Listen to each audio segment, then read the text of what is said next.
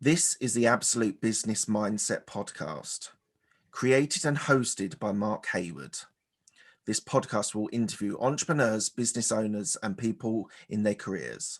We will delve into their journey to success, key life milestones, and go deep into their area of expertise.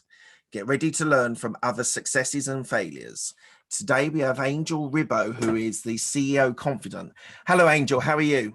Hi, Mark. Great to be here. Thank you. Thank you so much. And obviously, thank you everybody who's listening to us today. Well, thank you for joining me. It's going to be an absolute pleasure, I'm sure. So what I just wanted to give people at the start is a quick synopsis of who you are, what you do at the moment, and then we'll go back and tell the story. So you help sales teams be profitable custodians, which I'm sure we'll talk about later on what a profitable custodian is, in sales negotiation, equity creation, and all based in Dallas, US at the moment. Is that right? Yes, thank you. Right. We are going to go back to your university at Catalonia, your engineering computing engineering degree, but I want to just touch on one thing first. You speak 6 languages. Yes. Wow. So is that all based around your traveling and where you've lived in the different locations, or it was there languages that you wanted to learn and you went and learned them? Well, that's a great question. First of all, as you know, I come from Catalonia and I was born 1 hour away from Barcelona. So we are right south of the border with France. So in my school, at my age, English was not taught. So French was the only option. So thank God that was the case, because otherwise I would have never learned French. So, I really, for some reason, I was really ready to learn foreign languages. Probably one of the reasons is because, as you know, in Barcelona and Catalonia, we speak Catalan, which is a language between Spanish and French, right? So we have more sounds, the phonetic is more complicated. So I was learning French there. And mom and dad, they said, hey, Angel, although they don't speak a single language besides Spanish and Catalan, they said, Angel, we want you to learn English at the same time. So they enrolled me on a private school. So since I think it was 4th grade, I was learning French in school and I was learning English outside of school.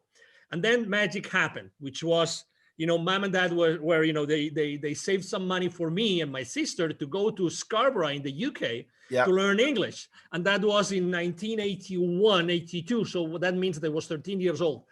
And that changed my life forever. If you have ever tried to learn a foreign language, you're always translating, right? You're always translating. So me going for a month to Scarborough meant that I went to Scarborough having to translate everything in my mind. And when I came back, I didn't have to translate anything. I was speaking English automatically. I mean, I remember going back to my private school class and everybody was, wow, you've really learned a lot. And I have to tell you that trip, not only my sister went to the same school in Scarborough, but also my cousin. And I did the following thing. I was given the choice, who do you want to stay? I mean, what kind of family do you want to have? And I said, I want to be in a family in which I don't speak a word in Spanish in a month. Right. And they put me in a family. I still remember mom and dad and the 3 kids they have, 2 boys and 1 girl. I was sharing the room with a Swedish guy. Right. It was a Swedish guy. So I was, and the thing is, God helped me so much. This Swedish guy, oh my God, was he an introvert? Okay. Was he an introvert? So I spent the entire month speaking English with the family, and they would take me everywhere, and we would go to so many places. And also the one good thing I did was I asked my Swedish roommate, hey, do you have some friends here? She said, yes, absolutely. I have so many Swedish girls which came from Sweden, which are also in the same school. I could introduce you to them. Guess what? When I wasn't with my English family, I was with these Swedish girls. Right. And for a Spaniard, that was a blast. Oh my God, did that summer change my life forever? And did I not practice my English language skills? So that was, really, that was literally how I ended up learning English and French. And then, I started traveling. When I went to college, I was part of an international organization. I was the president for that organization. And then I went to France with an internship. but I also started to be exposed to Portugal. So I had to learn Portuguese, excuse me. And then I learned a little bit of German because I was for 2 years I was dating wonderful, beautiful German girl. So I was literally visiting her, or she was visiting me almost every week. So I was going to Germany a lot. So when you're kind of your everything in your life is taking you to a place where if you just surrender to it, you keep learning and learning and learning.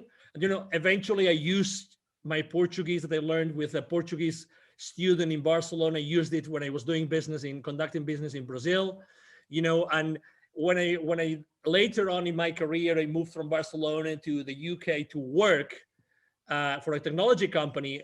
Guess what? I was asked to call in English to the Nordic countries and to Germany. So I was making sales calls from the UK to those countries. So it's kind of, I always had to make an effort.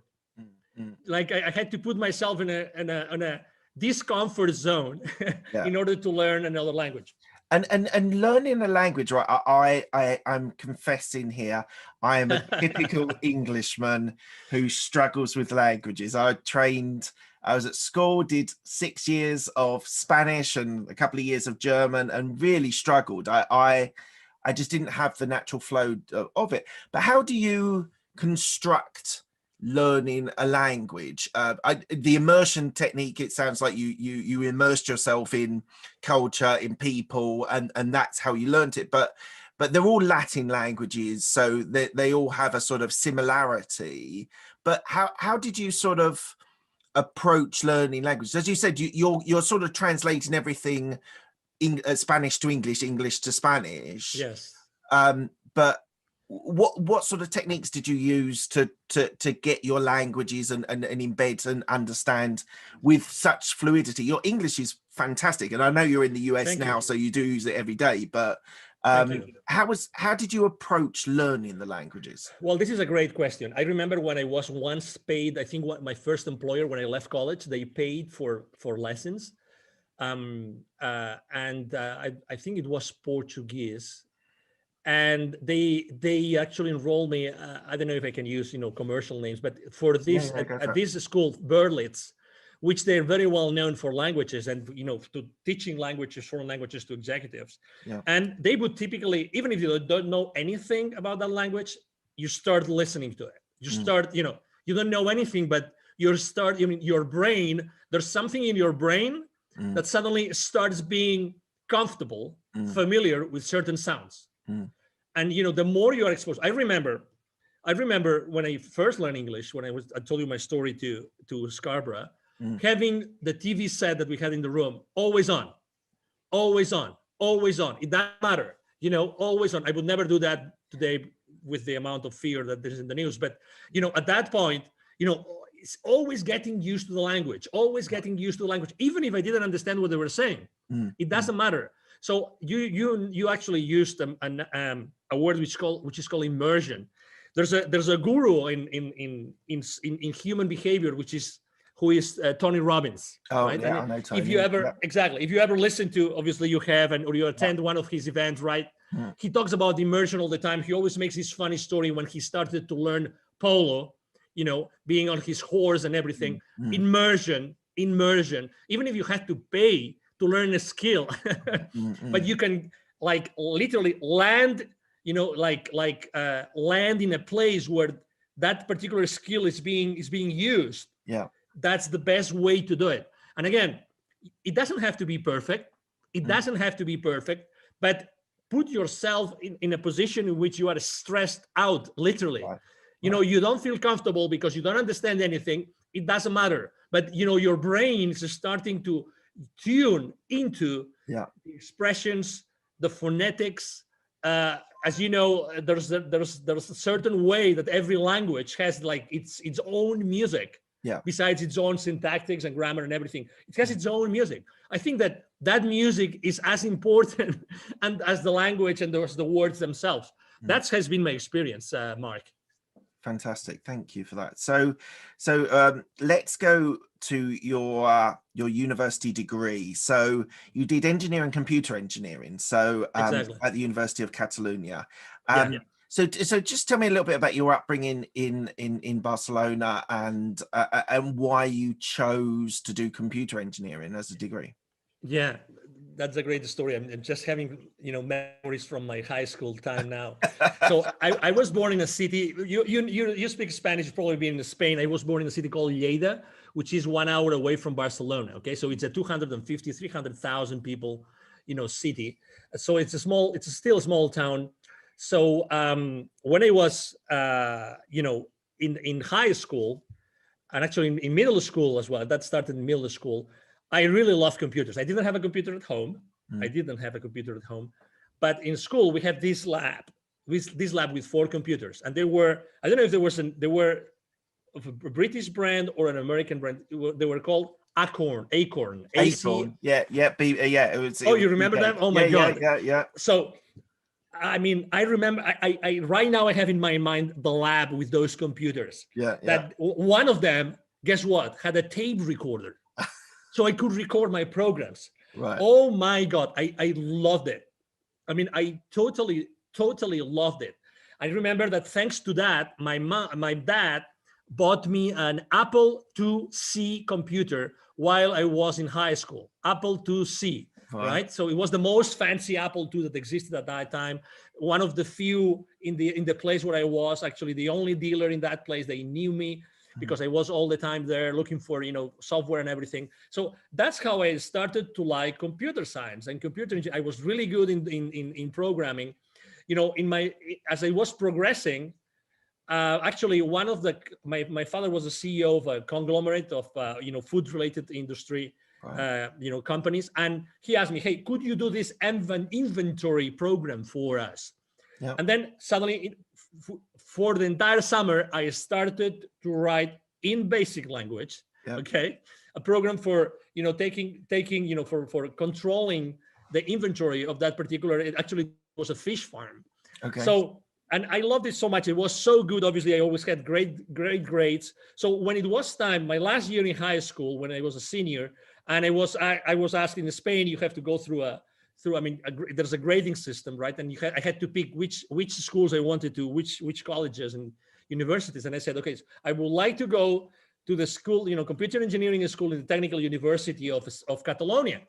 And I was, thank God I had very good grades, so I could get really into computer science. Yeah. But guess what? The first year was physics, math, calculus, programming, theory of information theory. I, with all due respect to all my professors and teachers and everything, I hated it. I hated it.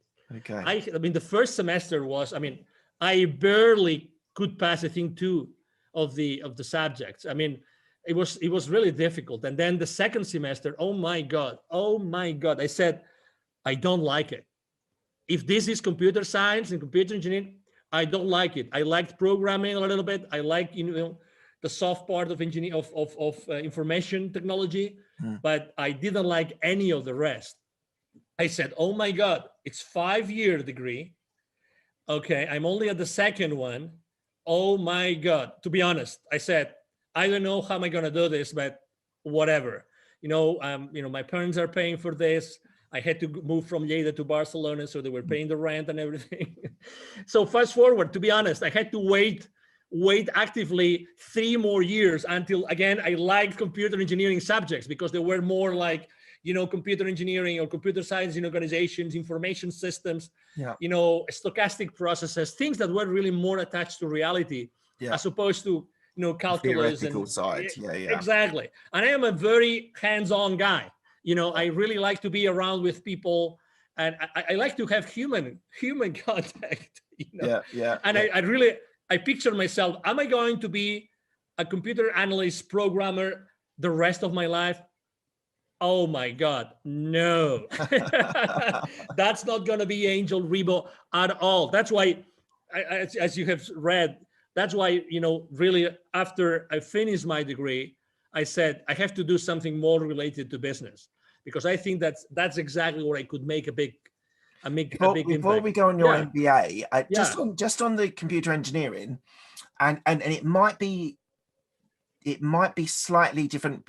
I want to clarify. So we have in the UK something called computer science, and that is basically learning languages. And I'm interested. I was talking to someone, a friend of mine, who learned languages and then learned computer science, and that was like JavaScript and C# and all that sort of jazz. And he said that actually it was very easy to learn because it was just learning a new language. Did you have the same experience there as well? No. Okay. That was actually, it was called a degree when I started. It was called computer science. Right. But as all the, let's say, the names and titles changed throughout my career, actually they eventually called it computer engineering. So Okay. I started the studies, were being named like that. Right. But as far as computer languages, no, we didn't really learn, this many of the computer language at all.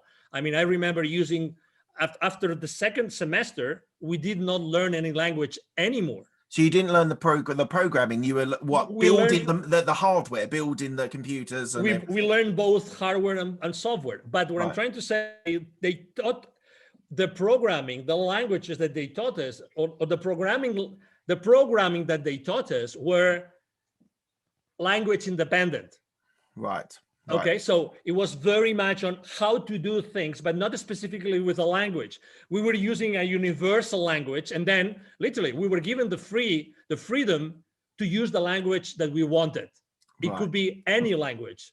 So that was, I mean, again, but if you realize, maybe if it was more like specific languages, maybe I would have liked it more. I don't know. But the reality is that everything seemed to me too abstract, and I wanted to go back to earth. And that's, as I mean, reflecting upon what I had done in high school, again, it was very down to earth. I was able to deliver specific results. I mean, as much as I am a strategic guy, but to be honest, I'm a strategic as far as the rubber can hit the road, really. Right. Otherwise, it doesn't serve me. Right. It doesn't serve me. And I need to see those results, because at the end of the day, I think that has helped me a lot in my life in general, like really wanting to see those specific results, those specific outcomes of everything that I have done. Yeah. So you then did an MBA in Barcelona. Yeah. Was that to give you the business experience? Yes. Actually, and one other question, sorry, a follow-up question. Yeah, of course. At that time, doing an MBA, did you want to be an employee working for a big, whether it's computers or whether it was a business or finance, wherever? Did you want to work for a big corporation, or did you want to be an entrepreneur at that stage? That's a great question. I'm going to tell you. So while I was studying, in order to make money, I was actually working at the same time. Right. And I was working, giving education, computer education, teaching WordPerfect and Lotus 1, 2, 3, to the employees of the university of my own college. Okay. Mm-hmm. But the first job that I got before I graduated, I was actually at the rector's office, at the president's office of my own university. Oh, wow. Okay. Because they opened a position in the international, it was called the rector's office, Department of International Relations. And that was my first job. My real first full-time job was like this. So it wasn't related to technology at all. So while I was having that, while I was, doing that job, I was there for 5-6 years. I was actually studying, my MBA. If you ask me why, because I really wanted to have a different perspective of the world. I wasn't thinking of where am I going to work, what kind of role I want to have. I wasn't that strategic. The only thing I knew was that I needed to have additional knowledge if I wanted to go with a higher level of comfort to work for any corporation. Right. So I started working in international programs, and then I started traveling extensively. And we had these wonderful relationships and trips to the UK to talk to the Imperial College and the University of Manchester School of Architecture. And we would go to all these many, universities in Europe, and also in the US and in Latin America, which were mainly the places where we would have, relationships and programs and things going on, right? So that was actually my first full-time job. And it was thanks to a bad personal experience that actually I decided to move out of Spain. But when I was still working, and let me tell you the story because you're going to like it. When I was still working at the university, a headhunter came. A female headhunter came one day and said, Angel, we want you in the private sector. I have this opportunity for you. I cannot disclose how I found you. And actually, I still don't know today why. Okay. But, well, I know why, but I don't know how they found me. But anyway, we would like you to work in this particular company. I think you would make a great fit. And it was an audiovisual company. Okay, so they would do all sorts of audiovisual productions of any size. It would be the launch of a new car for Jaguar, or it could be like the 100th anniversary of FC Barcelona, just to give you a couple of examples. But the reason why I mentioned this is because eventually I was fired from that company. Okay, so that was interesting.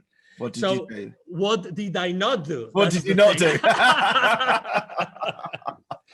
So there was a lot of politics involved in that company. I was hired by one guy, and I made a mistake, which is I allowed myself to say to accept a position because this guy said, "Hey, we are reorganizing this part of the company, and I'm not going to be your boss anymore. So before I hand you over to the new boss, I want to give you the opportunity to go to another side of the company. It's up to you. You decide what you want to do." Right. Okay. And I really didn't know nor my potential new boss at that division or this other boss. So I said, okay, let's go to this other boss, this other division. And that was my life sentence. Okay. That was, but anyway, but that's okay. And that was before. You learn from these experiences, don't you? My God. Oh, absolutely. Because, I was supposed to be in charge. Do you remember the 2000 effect? How going from 1999 to 2000? Yeah. Y2K or whatever it was called. Exactly. The 2K effect. Nothing happened. Exactly. Nothing happened. Nothing happened. The clock just ticked over. How many trillions of dollars, of pounds were spent for that, right? But anyway, so I lost my job, and then I had this conversation with my headhunter. Hey, I'm glad that they stayed at that company more than 6 months, so you get your full fee. I told the headhunter, but okay, could you tell me why did you really come to pick me from the university and take me to this private company? They were really a good company, and large and very, very well known. And she goes, well, because I needed someone really flexible. Okay. I needed someone. There was something that I really liked in the interview with you, Angel, which was and she said, so if you're ready for this explanation, Mark, she said your feminine side was the part that really attracted me. And I said, what? And what did you go? What? Obviously, I've lived in so many. I'm so open to all obviously of so many sexual orientations. I have friends all over the place with all orientations. So I said, what do you mean, right? Because I wanted to know. And she said, I want you to know something. And actually, it was the first time ever someone told me about this. So we all have this feminine side and this masculine side. We all have this. Like it or not, it's a reality. Yeah. And for what you stand in the world, you have this flexibility that's very difficult to find, in full-fledged masculine roles for men.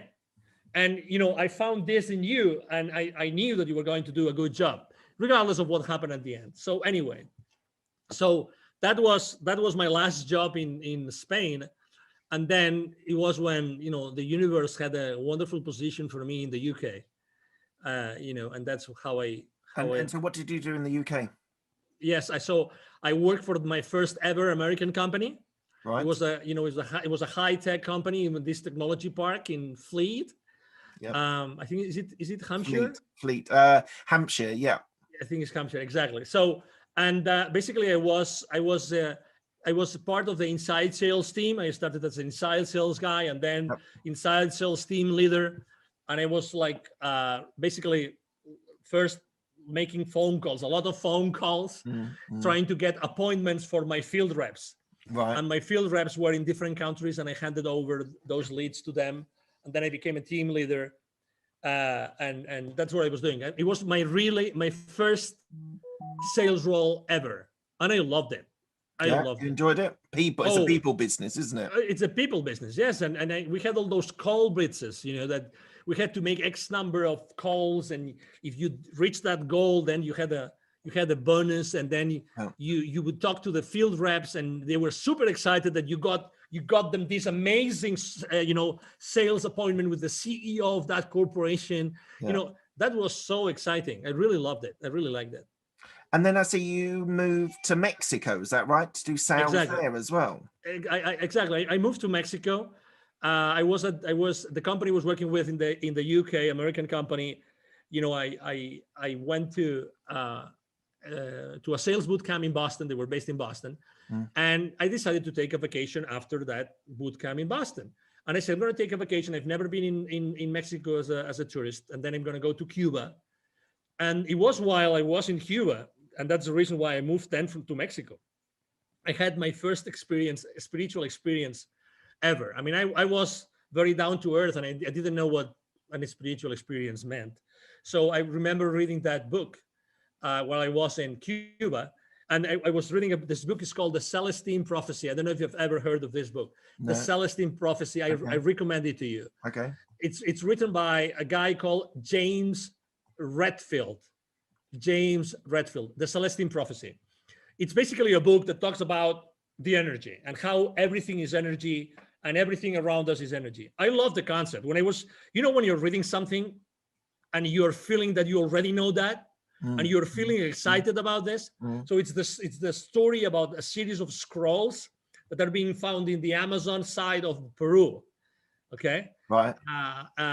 So it's an amazing book. It's a fiction book, but the teaching just was amazing. So I remember turning the last page of the book, and as soon as I did that, I had this rush of energy going through me. I mean, I cannot explain it. Goosebumps, chills, you name it. Yeah. And I knew that I had to do something. I mean, I remember when the sun was setting. I was in Varadero in Cuba, in that nice resort. And literally at that moment, I decided I want to go to work in Latin America. Okay. I went back to Fleet. I mean, I never explained this to anybody. Okay, now everybody knows because I have explained the story, but I never explained that to my managers. But I told my managers, both American, I told them, hey, I would like to go to work in Latin America. You tell me where you have an opening. And they said, well, we would like you in Mexico. But hey, are you insane? What do you mean? Hey, you're working here in the UK. You have a great job, great progression. Look what you have done in under 2 years. And, you're making good money. Why do you want to go to a third world country? Why would you think of doing that? And I said, why not? Why not? What's wrong? And in this case, was Mexico. And, Mexicans love Spaniards. Spaniards love Mexicans. There's so many things in common among the two cultures. And I said, I would love to go to Mexico. And I think that there's a lot of things that I can do while in Mexico. Just before you talk a little bit more about Mexico, so you were saying about that book that had a massive impact. So yes. I started binging audiobooks on business, finance, self-development, all this jazz. I don't know, it's probably 6 or 7 years ago now. And I interviewed someone who said you should read The Alchemist. Have you read The Alchemist? Oh, absolutely. So I was binging on this business stuff, and he's like, no, this will give you a really good perspective. It will open your eyes. It will spiritually help you. And I was a bit cynical, but I listened to it on audiobook, and it changed my life. It really changed my life, having that perspective on people's behaviors, people's way people react, and the way I should or the way the character in the story reacts to situations, and I'm even, while I'm telling you about this little story, I'm even thinking of the stories within the actual story. So so I know what you mean. I didn't decide to move to Mexico or anything, but I definitely know what you mean. Like non-fiction books can have, like, because as I said, I binged on business books, but that really was a life changer and a really inspiring book. So sorry, I just wanted to just pop that in there. Sorry, you were saying about Mexico. No, so but I would like, no, but I mean, to your point, I mean, I downloaded my first Audible book before Audible was even an Amazon company, and I think it's a great companion. I think that for while I'm in the shower, while I'm driving, while I'm commuting, I mean, while I'm exercising, audiobooks are a great companion. They're fantastic. I must admit, my intake has reduced, because I used to do it on the commute into my office while I was still working in corporate, and that was my, as you say, companion. That was go in, listen to a story. I listened to it at 2 times speed as well. My brain now assimilates it faster. I think that's one of my life hacks. Like, if you're listening to audiobooks, put it on 2 times speed, because your brain just reacts and starts assimilating the information, even though it's coming through faster. Thank you. So try that out. That's a great tip. Try that out. I never thought of doing it, but that's why I never thought of doing it, because when I tried 1.5, it was so uncomfortable. No, the thing is, no, I know. You literally have to do like 2 or 3 times of trying it, and then your brain just switches, and then it goes into that level as well. Exactly. No, you just, absolutely. I mean, I am a follower of a guy called Dr. Joe Dispenza. And he talks about, he's one of the most famous neuroscientists, very, very, very respected, because he's very science-based. And he talks about neuronal connections, how they are being built, how they are being, if you want to change your limiting beliefs, how do you have to replace them by others, these kind of things. But now that you said it, I immediately saw it. Exactly. That's the place. You have to be in an uncomfortable place. As many other things in life, you have to be in an uncomfortable place in order to get yourself into a completely different level. And guess what? You just said it. It's a life hack. It's a life hack. I'm going to do this immediately. I mean, thank you. Well, don't do it until we finish the interview. Thank you. Oh, yeah. No, but I mean, just because of this is a life-changing piece of advice. Thank you, Mark. Well, no, honestly. My absolute pleasure. So let's move from Mexico. You then moved to Dallas. And I thought it was really interesting when I started reading. So was it, I don't know how to pronounce, Dassault Systems? Yes. Dassault Systems. Yes. So you moved there, and you were doing the Mexico account in the office. But you did sales and marketing. You were there 10 years. So you were there a substantial period of time. Absolutely. You did marketing and sales, account management, sales leadership. So what made, first of all, what made you move to Dallas? And then why were you compelled to stay there for such a long period? Yes. The first thing, I moved to Dallas because at some point in 2010, the vice president for sales, he came into the country and he said, "Hey, Angel, if you want to offer you a better position, you have to move to the US, because we are a US-based company. So if we want to offer you," so he helped me tremendously. Great guy, and great company, by the way. Dassault Systems is a great French company. Right. So that's the reason why I moved to Dallas. Also, I was a bit reluctant in the beginning to move to the US. Sometimes Europeans, we're, biased on our thoughts, and it goes both ways. So, some of the Americans don't like Europeans. Exactly. Well. But I have to say, it was a great move. Also, I had 3 kids in school age. Right. So for me, also, it was also a very important thing to decide if I wanted them to receive an education in Mexico or in the US. So we decided with my wife to do it. So why I stayed so many years? So I stayed so many years because of these 10 years, actually, of these 10 years, the first 8, I was working for a division called SolidWorks, very well known in the software industry, engineering, product design industry. And I really had a lot of freedom. I really developed a very strong business. I was enjoying it. I was thriving. I had a blast. I had an extraordinary team. I did great things. My work was recognized consistently in the entire corporation. So I was really having a great time, and it was really valued, and everything was, I really have to say, I was able to build a great team along to help me do that. That's the main reason. And, I've always liked traveling. So for me, being able to develop business, to close sales, to negotiate deals with people in so many countries in Latin America, that was such a blessing. Such a blessing. I was traveling all over the place, and I loved it. Some people are maybe reluctant to travel, and when they offer a position, they say it's 50% travel or 75% travel. Yeah. For me, 100% travel was amazing, right?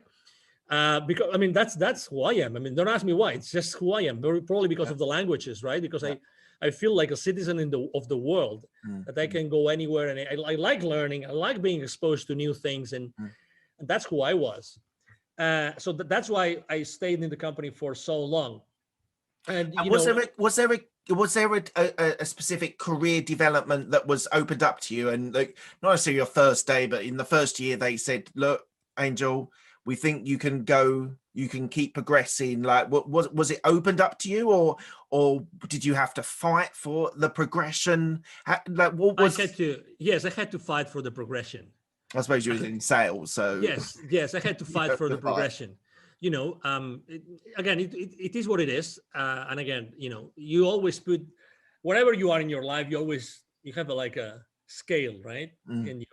In your mind, right? And you put one things in one side and one things in the other. It's a matter of balance. So you find the right balance, So I was really, as I mentioned before, freedom. I had a lot of freedom to do a lot of things.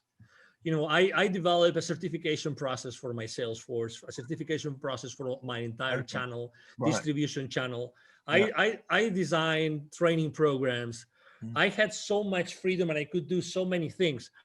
And we had no boundaries. We could do anything. And we deployed strategies in Latin America that nobody had deployed worldwide, literally. So I had so much trust from my managers and the leaders of the company. Oh my God. And again, I value my freedom a lot. A lot. And did you have a coach or a mentor there? You said about the person who brought you in. What was that available to you? Not really. That's a great question. I think that I always learn through exposing myself, through being in uncomfortable places, and being the one doing stuff. Probably my passion and my enthusiasm helped me a lot, so that when I was proposing something, people would, go with me all the way. I was one of these guys that I would really, walk my talk. So people would come along with me, but there wasn't this written career path.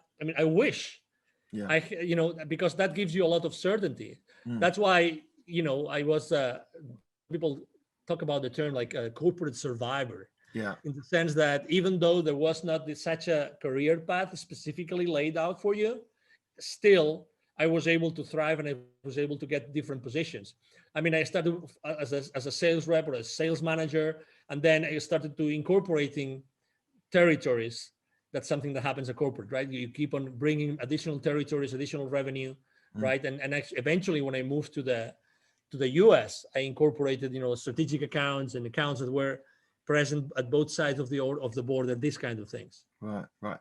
Okay. Well, let's fast forward a little bit. I do want to talk about this, but we're gonna have to move on. You're a TV host on a station in Dallas. Unfortunately, we're going to have to keep going because I want to get everything in. Go ahead. So what I suddenly started seeing at a certain point of your career, you created CEO Confidant, which we'll talk about in a minute, but you started doing philanthropic, it's charity work that you started to do. So you became the president and co-founder of Wisdom for Kids, and you also, this is not so charity, but you became the CEO of Divine Human Ventures, which is helping the gap globally for companies to reach different parts of the world. So what made you take that shift, which is beyond the sort of corporate or entrepreneurial world, into those areas as well?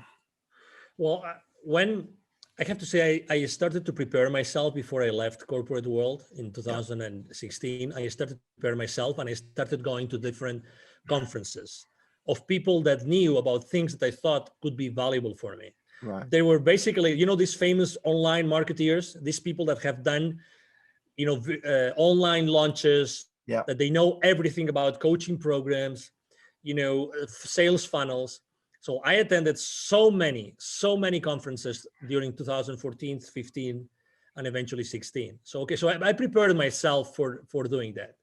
I'm telling you about this because in 2015, 1 year before I left corporate America, I had a spiritual experience. Okay, it was the month of March. I was in Mexico City. It was a Saturday morning, and I was exhausted.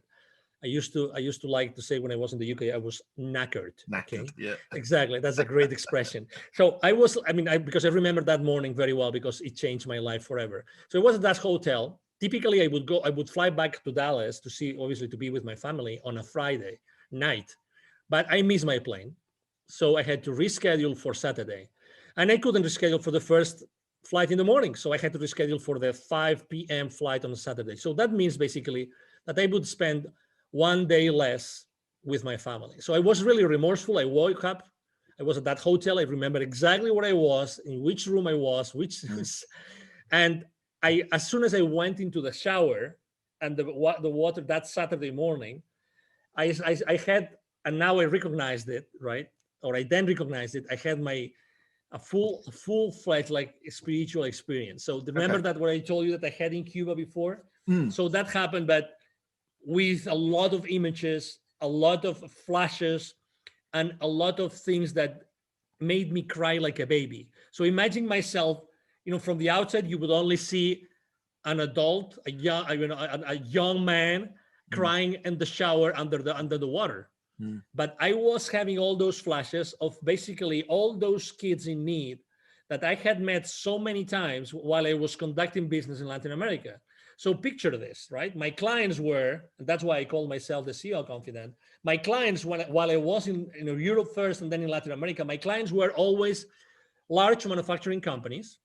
And I was always, because of the way we were conducting business, I was always talking to the C-levels of those companies.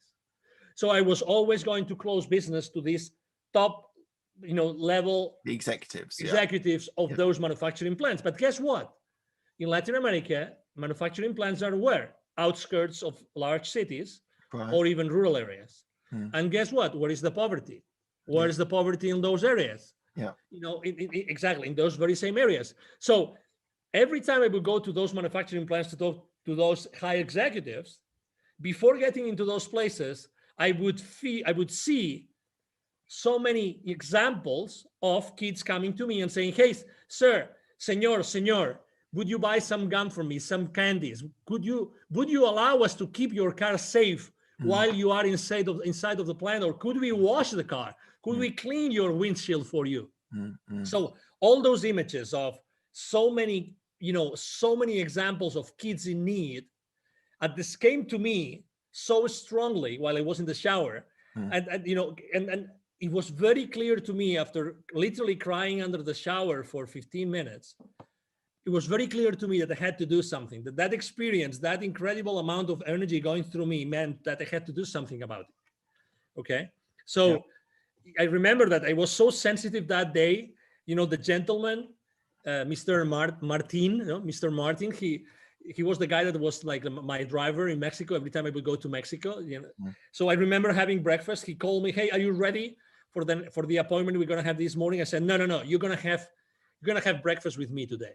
So I invited him for breakfast, and we had a breakfast together. I remember that breakfast as if it was today. I said, "Martin, we are going to cancel this call, and we're just going to talk about something that happened to me. It's going to sound crazy, but we've been together for so many years." It was 2015. Okay, so I would like to share a story with you, and that's what I would like to do for the rest of my life. And I remember even crying over breakfast as I was explaining to him what had happened, a few minutes ago before, right? And that's the reason why. That's the reason why I said, "Oh my God, I have to do something." And that's what really triggered and ignited me deciding. Actually, I decided to create Wisdom for Kids with a friend of mine and his father, 3 co-founders, before I even decided to leave corporate America. But it was very clear to me that I was going to be the connector of the unconnected. Right. Right. The connector of the unconnected, the connector between this top layer from a success and wealth point of view with the bottom layer. Right. And obviously, through my work for so many years, I had not only sold and developed business, but I also had trained my distribution channel, my distributors, my resellers, my business partners. I had taught them how to become, good companies, I had helped them to grow their businesses. So I was always doing this, like helping these partners of ours, grow their businesses, but also eventually the main goal of all the services I'm providing to my own clients, to those manufacturing companies, was how to accelerate the growth of their businesses. Right. So you see, there was this common denominator. So it was very clear to me that what I had to do is I had to start this nonprofit. Eventually, we called it, Wisdom for Kids. But I called it. I had to start this because I said, if I don't do it myself with these 2 other people, who's going to do it? Who's in such a good position of being able to, tap into the genius of these top level people and at the same time helping the underprivileged? So tell me a success story. What have you managed to do part of this charity nonprofit? Yeah. So there's an area which I like to go, which is an Indigenous community. I like to go to Indigenous communities for many reasons. One of them is because 95% of kids in those communities are poor. Right. So when you go to those areas, the chances of making an impact increases dramatically because everybody lives under the threshold of poverty. Yeah. And I'm going to tell you a story of this area. It's in the north of the state of Puebla in Mexico. Okay. So in this area, there are 180 plus small communities. Many of them speak their own languages, originally from the Aztecs, Toltecs, this kind of, originally civilizations, let's say, or cultures. So one success story I can make is in a particular area, one of those sub-communities there, when we deliver our workshops, right, what we do is we do a lot of self-esteem work. We do a lot of neuro-linguistic programming, okay? Because we want to make sure that whatever we do in that community, it's sustainable. Exactly, it's sustainable, right? So we went to that place, and we basically started talking about, hey, you have to love yourself. I mean, this is kind of the message, right? I mean, we don't teach it like this. There's no whiteboard. We jump, we sing, we dance, all sorts of crazy things that you can imagine we do with the kids. Why? Because we connect with them, again, at an energy level. Yeah. We raise the energy of that place wherever we conduct our workshops. And that's the main goal. The main goal is we connect with them at such an energy level that, like, the most amazing part of the workshop, which is a 20-minute meditation, has the most impact. So for 1 hour and 40 minutes, we are preparing our kids for the most important part of the workshop, which is the meditation. Right. I mean, you have to think that we spent 2 years preparing the workshop. We had 2 PhD students preparing the workshop with us. Right. All right. So there's these 2 kids, which were brothers, which had different grades. One was second grade and the other one was third grade. And the story, the success story is because, we always say that we help underprivileged kids in Latin America become entrepreneurs using their local resources. We don't want them to go somewhere else to be successful. Yeah. We want them to become aware of the wealth and the resources which is around them. Yeah. Okay, so we told them, hey, okay, so what do you think you have here that people might like, right? And we started having that conversation, right? So we brought the mom of these two kids. Okay, we brought them and we say, okay, so what do you think we could do? And one of these kids really was very good with what he was doing with his hands, right? And we said, why don't you start making, and it's a very simple thing, but bracelets with stones that you were able to find here. Yeah. Actually, and they said, wow, that sounds really interesting. So we sat down with them, we sat down with the mom, and we made sure that, they were going to, we were going to have a continuation, because the challenge there is not passing on the how to do something, it's to do it. It's actually to take action. Remember, it's not, there's one mantra that I always share with my business, with my clients, which is take imperfect action now. Yeah. That's my mantra, take imperfect action now. So we sat down with them, and that was at the end of 2019, and we said, okay, so this is what we're going to do. So we make sure that our local teams, we always have local teams, we develop local teams when we go to a community. They're going to make sure that you guys are going to be following through. Okay, so our volunteers locally have been talking to this mom and to these kids, and I know for a fact that these kids have been selling those bracelets to the local community. In this area, actually, there's a former Toltec pyramid compound. So it's a very highly charged, again, energy place. It's a magic place. So they already have a place where tourists go, so they can sell those bracelets already to the local community. And after that, there's going to be many things that are going to happen. I mean, obviously, unfortunately, the world closed down, unfortunately, in 2020. But we're talking about incorporating other nature elements of nature into their bracelets, and obviously writing a story about that. We are very cautious about keeping the identity of those kids safe. We don't carry a single list. There's no list. I mean, of those 1,000 kids more plus that we have helped, we don't carry any single registry. We don't want anybody to hack into our information and use it inappropriately. We're very, very cautious about that. I think that privacy and confidentiality is extremely important today, and we want to keep those communities safe. So that's a great example. That's a very good example of a success story.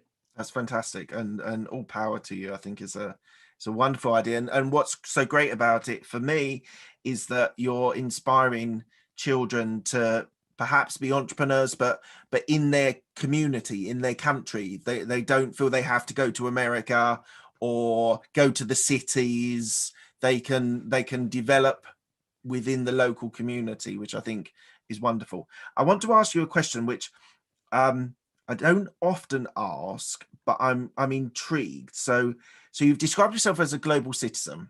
You travel all around the world. You are you speak many languages, and a lot of your time is traveling. And you mentioned a little bit earlier on about having 3 kids. So how do you balance being a global citizen and also being a parent of 3 kids? That's a great question. And let me make a confession. I think that once my wife gave an interview to someone and she said it, so that's why I'm going to say it. Okay. At some point in time, I think it was in 2008, so 2 years before we left for the US, actually, and she didn't tell me actually until 3 years later. So only a few months before she got pregnant of our second kid, she told me she was actually thinking, she told me one day, Angel, you were spending so much time gone. I thought our marriage would never last. Never. We were living in Puerto Vallarta in the Pacific coast of Mexico. And I would literally spend 2 weeks in a row gone. Right.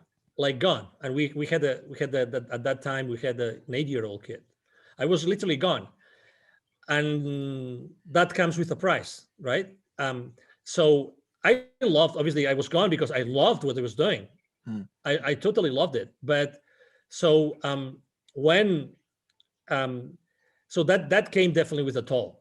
right? And when I made the decision of leaving corporate America, actually one of the main reasons besides my nonprofit was I really would like to spend more time with my family. And let me tell you, I've taken my second kid, my 12-year-old now, I've taken him with me to do what I do. Right. And it's really eye-opening because I remember when I took him for the first time, we got to the place in the mountains. It was a very poor village. You know, there was the Sunday market was on. It was dirty. It was smelly.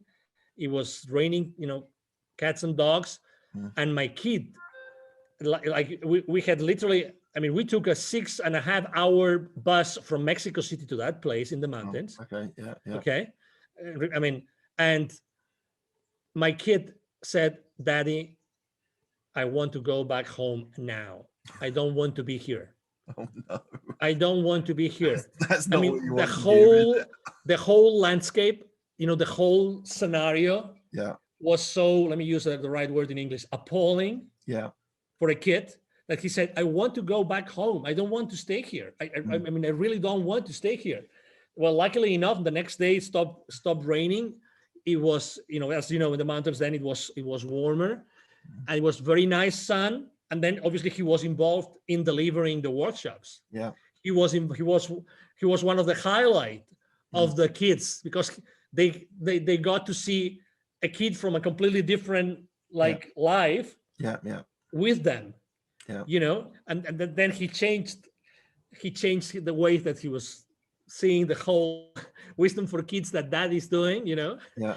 And it was a great experience. And now he knows and he understands exactly what an underprivileged kid means. Yeah. Yeah. And absolutely. you know, but yeah, so but it was, to your question, it was very difficult. Now I work, I mean, my office is at the second floor at home, you know, we have a 2-story home. Yeah. And it's different. And I spend a lot of time with my kid, and actually now he's in school, but most of the time he listens into my podcast interviews. Right. And not only that, sometimes I ask him to write posts. He's brilliant. He's much smarter than me. I mean, needless to say, his genes are much better, much better. And he's brilliant in English. He's brilliant. He got this prize from his school for his English, you know, skills. He writes really good. So he has his, you know, he made his own computer and he has it like next to me here in the office. Thank God we have a large office. But I love to have him involved. And every month I have my daddy son night, my daddy daughter night, obviously my daddy mommy night, right? Date night, we call it. But it's important because otherwise, I mean, you know, I mean, just to mention something, the last 12 months, how difficult have they been for the families? Do you know what? So I left corporate in October 2020. So I'd sort of been living a dual life. I had my corporate career and then I had my podcast and various other things. And I was sort of leaving the house at 6:30, 7 o'clock in the morning, coming back. I had US clients, so I was coming back 8:30, rarely seeing them in the day. And I think one of the things that COVID has actually done is, so I'm working from home. We've managed to make it work. I can close the door if the kids are not, if I'm doing an interview, but actually being present. It's not always that you're like, I'm doing a little bit of homeschooling at the moment. We're in lockdown in the UK, but my wife's brilliant and she does most of it.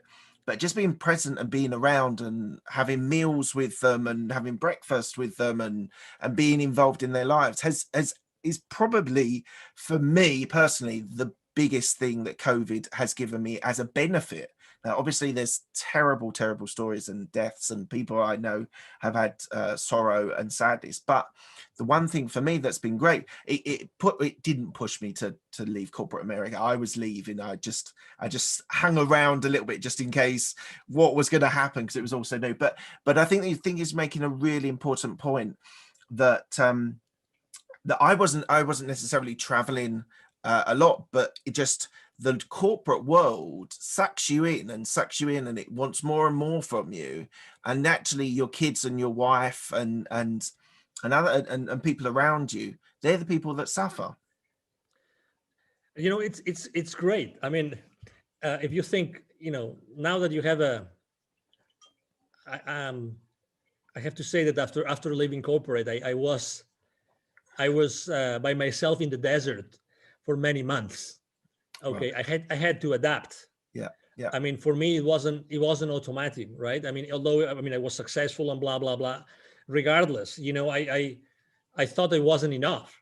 I thought until I one day I sat down and started to make some accounting how many clients have I seen, what were the achievements, how many people have I met, what did I do to help them, what, you know, all these kinds of things. I felt that it wasn't enough. So, you know, I mean, everything works out, right? Yeah. It's true that when you work in this large structure of a large corporation, you give so much away, so much. I mean, and you typically never feel fulfilled. You typically always 100%. Feel that it's not enough. You have to, you know, you have to give enough. You have to give more. You have to give more. You have to give more. And there's never, you know, one of the things that I will change if I was going back is the vacations. When I would take a vacation, I always have had my mind still in my job. Always. I remember one time I said, okay, I'm going to go really far. Like I'm going to travel, not to Europe, but I'm going to travel to Hawaii because they are in the middle of the ocean. Yeah. And I will not have to talk to any of my resellers, any of my salespeople, nobody. I'm going to be there 3 weeks. I remember as if it was today. I couldn't do it. So I was a corporate animal. Yeah. Mark. Yeah. Like, you know what I mean? I was like completely embedded. Yeah. Into that work. So was I. And you know, and I didn't feel that it was wrong. I feel that that's what I have to do. I'm responsible for my business. Yeah. I'm responsible for my coworkers, for my, you know, direct reports. I'm responsible for that revenue.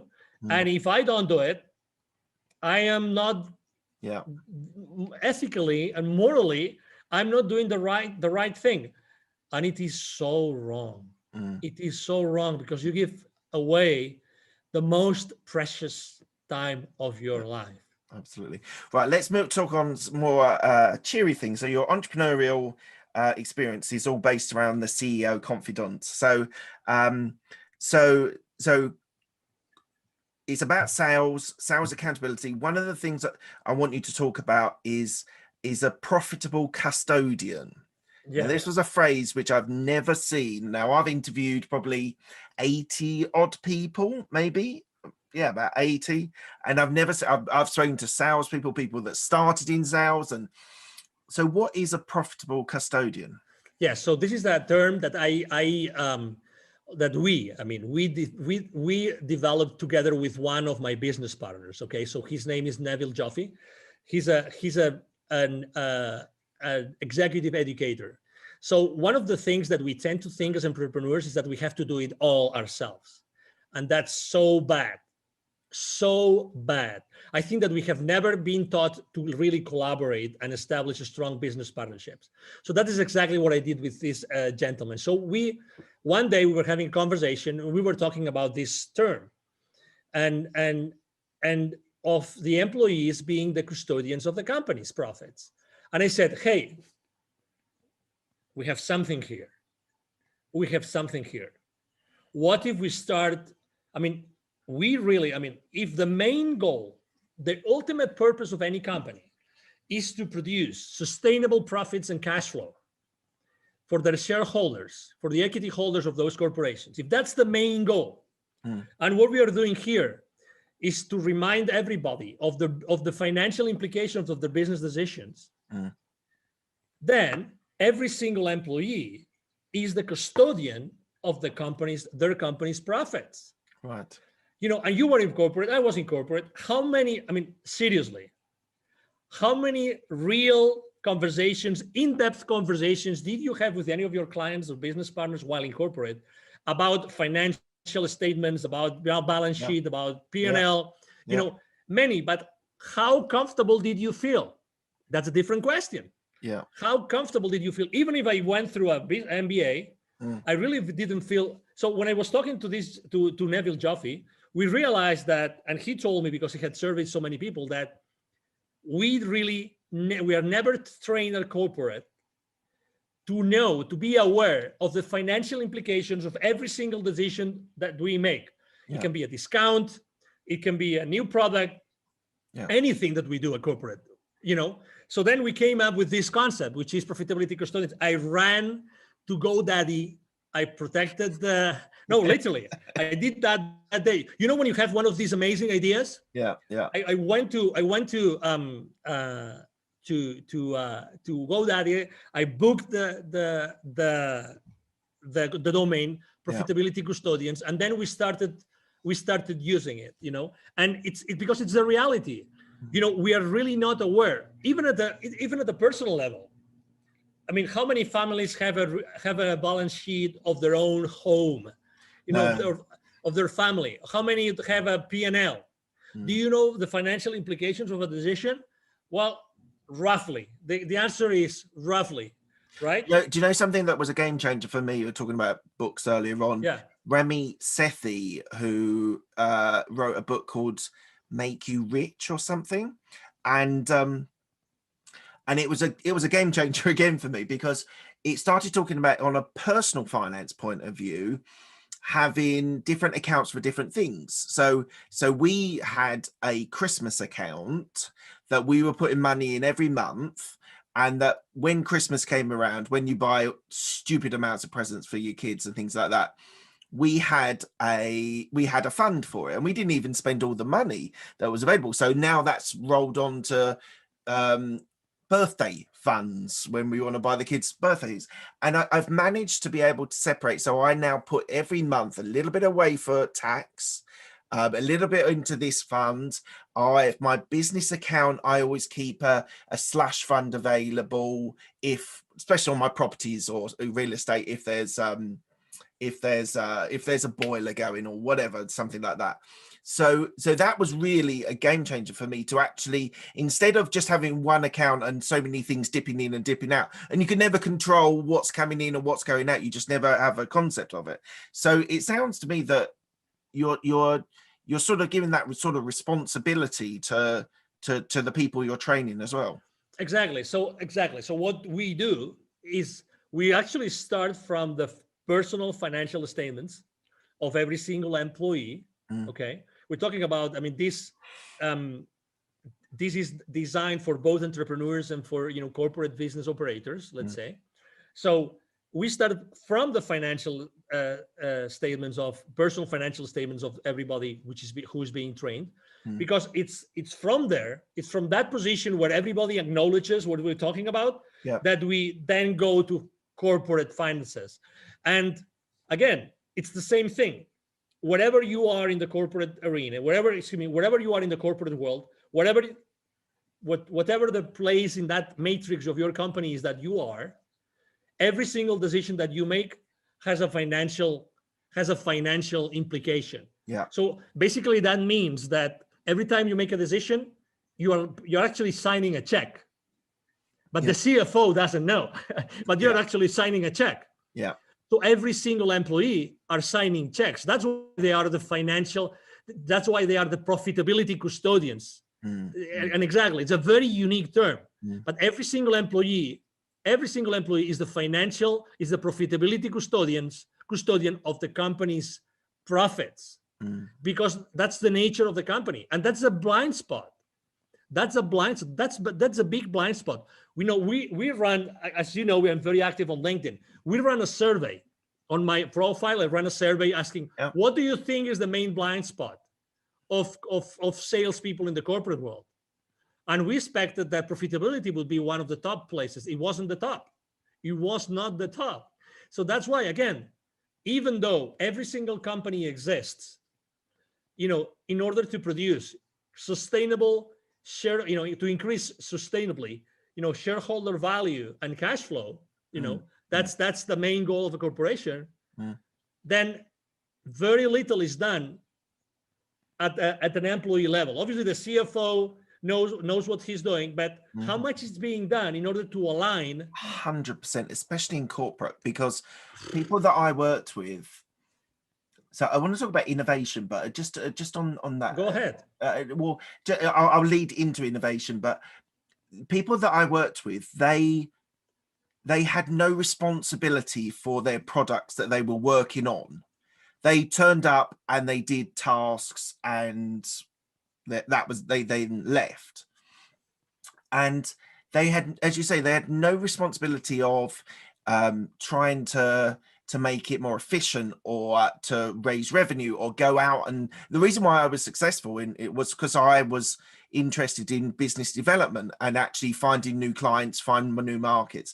So I know sales is slightly different to what my experience of corporate America is, but how does innovation sit with the people that you work with in the sales environment? So innovation for you in the sales arena is different to I was in KPMG and PwC in their software, so I helped sell and implement software.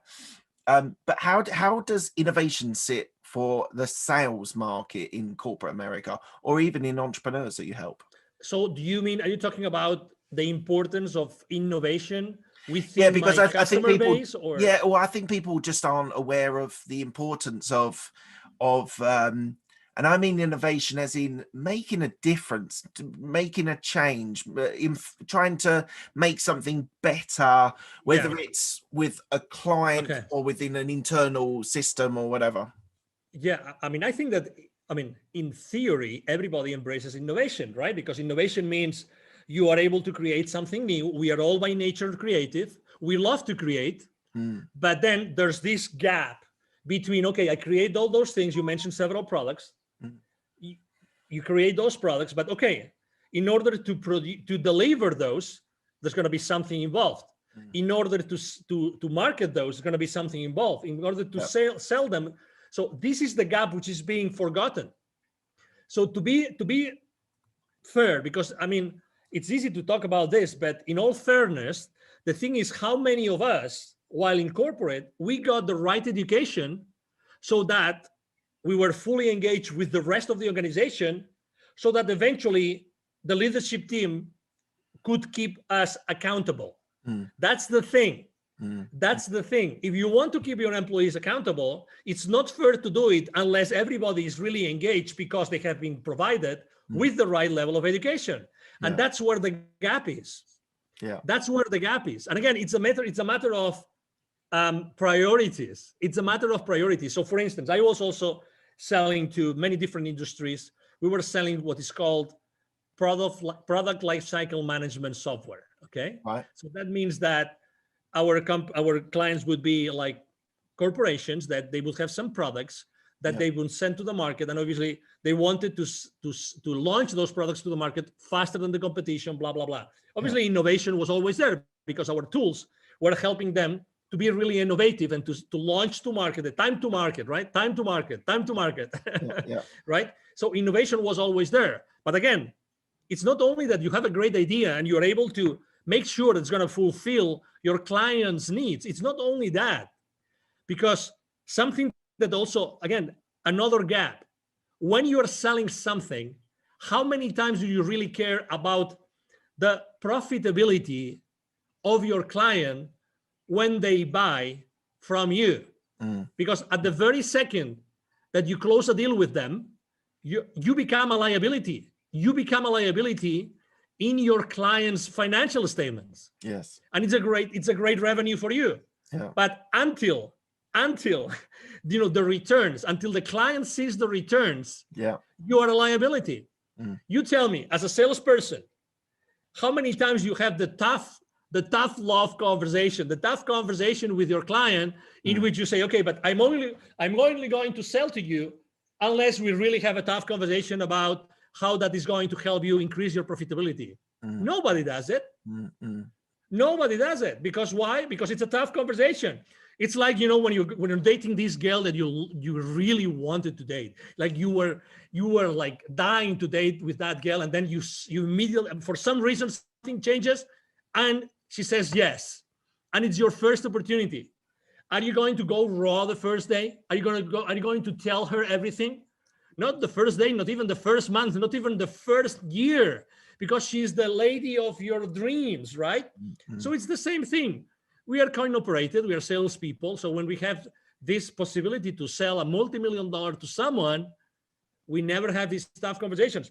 Wrong. This is the wrong thing to do, because we want long-term relationships with our clients. The best way to keep our clients alive and keep on buying from us is if we make sure that we develop that win-win, in which they recover and they make their investment in our products and services profitable. Mm-hmm.